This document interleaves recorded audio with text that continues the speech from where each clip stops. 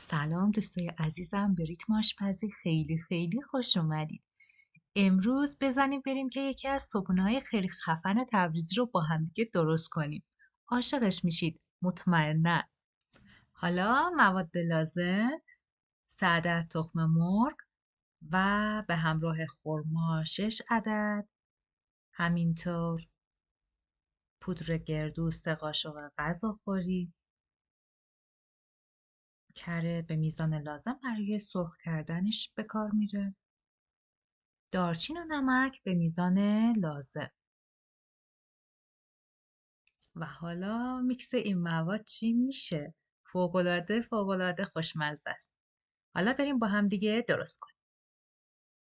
خب میایم سراغ کرمون، اینو میندازیم داخل یه ماهیتابه و ذوبش میکنیم. سعی میکنیم کل کره ذوب بشه و بعد خرما رو توش سرخ بکنیم.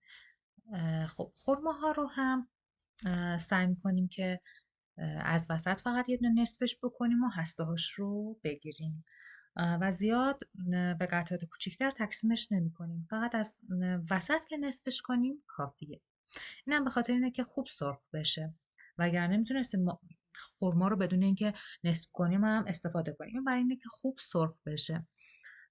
پس بعد از اینکه همه رو هسته‌هاش رو گرفتیم، میریزیم داخل روغن تا با روغنمون سرخ بشه. روغن هم میتونید روغن مایع هم استفاده کنید، ولی ترجیحاً بهتره که کره محلی باشه، چون کره محلی طعم خیلی خیلی خوبی به گیساوا میده. یعنی اصلش اینه که توی کره محلی سرخ بشه. خب حالا من خرماها رو چیدم و داره سرخ میشه. در همین اثنا بهش گردو میزنیم، گردو رو بهش اضافه میکنیم. بهتره که گیساوا یه طرحی داشته باشه. من الان سعی کردم شکل گل در بیارم. شما میتونید هم به صورت میکس درستش کنین یا یه طرحی داشته باشه. حالا فرق نمیکنه در طعمش، ولی هر هیچ میتونه جذاب باشه، به خصوص برای بچه ها و نوجوانان. حالا میریم سراغ تخم مرغمون. سلام کن، سلام. حالا سلام سلام های. یکی یکی میشکنیم و به لیوان اضافه میکنیم، چون قصد داریم که هر سه رو با هم یه جا بریزیم داخل گیساوا. هلو. این یکی رو هم میشکنیم و به لیوان اضافه میکنیم و در نهایت تخم مرغ نازنازی سومی شکسته میشه و به مواد خوشگلمون اضافه میشه. الان اینا رو با هم داخل این ترکیبمون اضافه میکنیم. ببینید به این ترتیب. من اینا رو میریزم آروم آروم، چون نمیخوام شکلش به هم بخوره. خب الان درست شد و میذارم خیلی آروم با شعله خیلی آروم اینا بپزن. بچه میتونین از شعله پخش کنم برای این استفاده کنین، ولی من استفاده نکردم. فقط شعله رو خیلی خیلی پایین آوردم. خیلی مهمه که شعله پایین باشه، چون میخواد آروم آروم بپزه. تخم مرغ هم خیلی خوب میخوان که داخلش پخته بشن.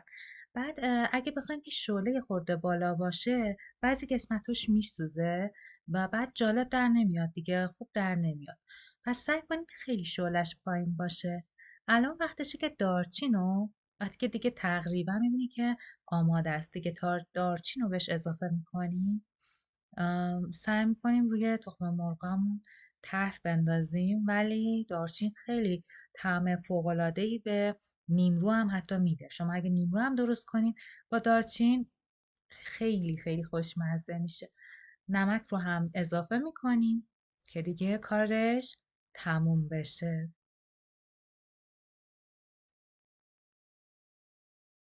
من یه کوچولو پودر گردو رو هم روش باز میریزم، چون گردویی که من اول اضافه کردم تهش موند.